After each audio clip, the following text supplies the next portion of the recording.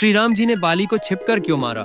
इसके पीछे का सबसे बड़ा कारण हनुमान जी ही थे। आखिर ऐसा क्या हुआ था कि श्री राम जी को बाली को छिपकर मारना पड़ा? और क्या श्री राम जी भी डरते थे कि अगर वो बाली के सामने गए तो बाली उनकी आधी शक्ति हर लेंगे और कहीं बाली उन्हें हरा ना दे? और इस कहानी में हम ये भी जानेंगे कि क्या हुआ जब बाली ने हनुमान जी को युद्ध के लिए ललकारा। तो चलिए शुरू करते हैं आज की कहानी। कथा में आगे बढ़ने से पहले बाली के बारे में कुछ बातें आपको जान लेना चाहिए। कथाओं में ऐसा कहा गया है कि बाली इंद्र के धर्मपुत्र थे और इंद्रदेव से ही उन्हें एक अजेय माला मिली थी, जिसे पहनकर बाली की शक्तियां 1000 गुना बढ़ जाती थीं। इन शक्तियों से बाली ने बहुत सी लड़ाई लड़ी और सभी में उसको विजय हासिल है। इसके बाद बाली ने ब्रह्मा जी से तपस्या की, जिससे खुश होकर ब्रह्मा जी ने उन्हें वरदान दिया कि वो जिससे भी लड़ाई करेंगे तो उसके शत्रु की आधी शक्तियां बाली में आ जाएंगी। इस वरदान के बाद तो बाली ने राक्षसों को अपने सामने टिकने ही नहीं दिया और हजारों राक्षसों का उन्होंने वध किया। एक ओर जहां बाली अपने पराक्रम से अपनी शक्तियों का डंका बजा रहे थे, वहीं दूसरी ओर रावण भी कुछ ही समय असीम शक्तियों का मालिक बन चुका था और तीनों लोकों में तबाही मचा रहा था। रावण का सामना उस समय कोई नहीं कर पा रहा था। रावण को अपनी शक्तियों पर बहुत घमंड था। उसको लगता था कि उसके सामने कोई नहीं टिक सकता। जब रावण को बाली के बारे में पता चला तो वो रावण अपनी शक्तियों के अहंकार में बाली से लड़ने किष्किंधा चला गया।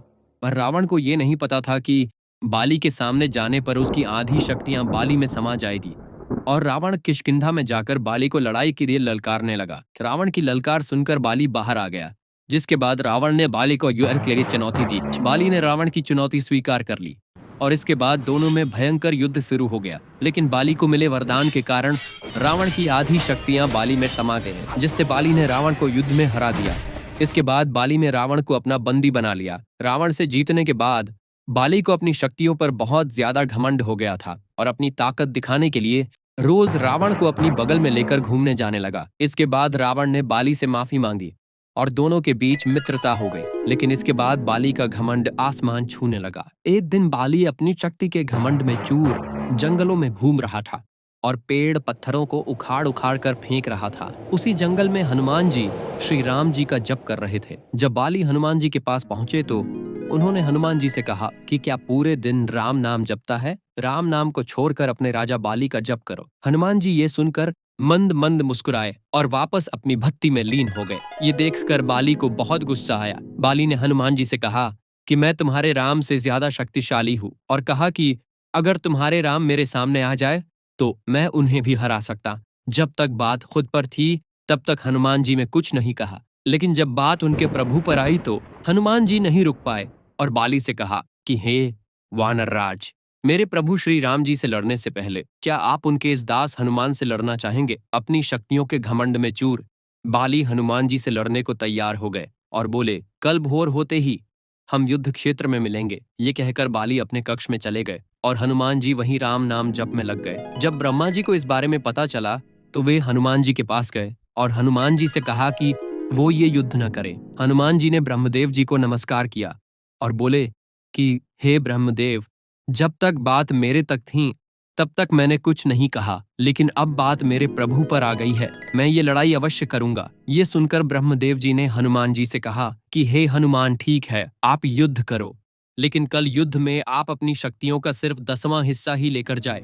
बाकी शक्तियां श्री राम जी के चरणों में छोड़ जाएं और युद्ध के बाद वो शक्तियां आप वापस ले लेना। हनुमान जी ने ब्रह्मदेव जी की बात मान ली और अगले दिन युद्ध में अपनी शक्तियों का सिर्फ 10% हिस्सा ही वो अपने साथ लेकर गए। बाली ने सोचा कि हनुमान एक छोटा सा वानर मात्र है, इसे तो मैं इसकी बिना शक्तियां लिए ही हरा दूंगा। और दोनों के बीच युद्ध छिड़ गया। हनुमान जी जब लड़ाई में विजयी होने लगे तो बाली ने हनुमान जी की आधी शक्तियां लेने का आह्वान किया और जैसे ही हनुमान जी की शक्तियां बाली में जाने लगी तो बाली का शरीर धीरे धीरे विशालकाय होने लगा। बाली समझ नहीं पा रहा था कि ये क्या हो रहा है। बाली का शरीर फटने को हो रहा था। बाली को ऐसा लग रहा था मानो उसके शरीर के अंदर ज्वालामुखी फटने वाला हो और अभी तो बाली ने हनुमान जी की शक्तियां लेना बस शुरू ही किया था, जिसे वो झेल नहीं पा रहा था। बाली बेहोश होने ही वाला था कि तभी ब्रह्मदेव जी बाली के सामने आए और बोले कि बाली, अगर अपनी जान बचाना चाहते हो तो हनुमान जी की नजरों से बहुत दूर चले जाओ। ये सुनकर बाली वहां से भागने लगा।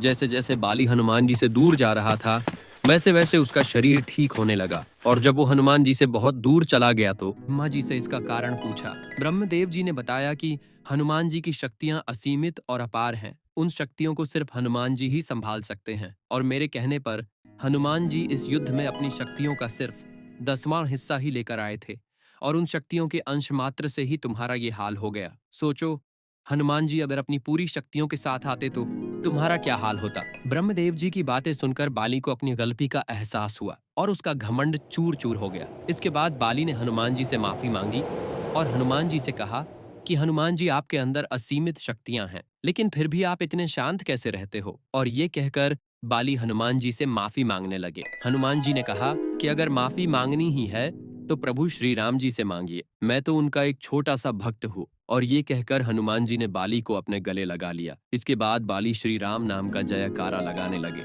और ये युद्ध शुरू होने से पहले ही खत्म हो गया। अब बात करते हैं श्री राम जी ने बाली को छिपकर क्यों मारा। दरअसल इसके पीछे के कुछ तथ्य रामायण में लिखित है। श्री राम जी सुग्रीव को अपना मित्र बना चुके थे और उन्हें वचन दे चुके थे कि वो बाली का वध अवश्य करेंगे, क्योंकि बाली के पापों का घड़ा भर चुका है और क्षत्रिय होने के नाते उनको ये आदेश था कि अगर कहीं भी कोई पाप करता है तो पापियों को दंड अवश्य दिया जाए। बाली ने सुग्रीव को अपने राज्य से निकालकर सुग्रीव की पत्नी रोमा पर जबरन अपना हक जमा लिया था, जिसकी सजा सिर्फ मृत्यु की, और क्षत्रिय होने के नाते वो दंड श्री राम जी कहते ही ले सकते थे। हालांकि दंड देने से पहले श्री राम जी ने सुग्रीव को बाली के पास एक आखिरी मौका देने के लिए भेजा भी था, लेकिन उसे बाली ने ठुकरा दिया था। श्री राम जी के कुल में एक प्रथा ये भी कि जब कोई जानवर पागल हो जाता है और मरने मारने पर उतारू हो जाता है तो उसका शिकार करना अनिवार्य हो जाता है, और बाली भी वानर प्रजाति से था जो सुग्रीव को मारने जा रहा था। इसलिए श्री राम जी ने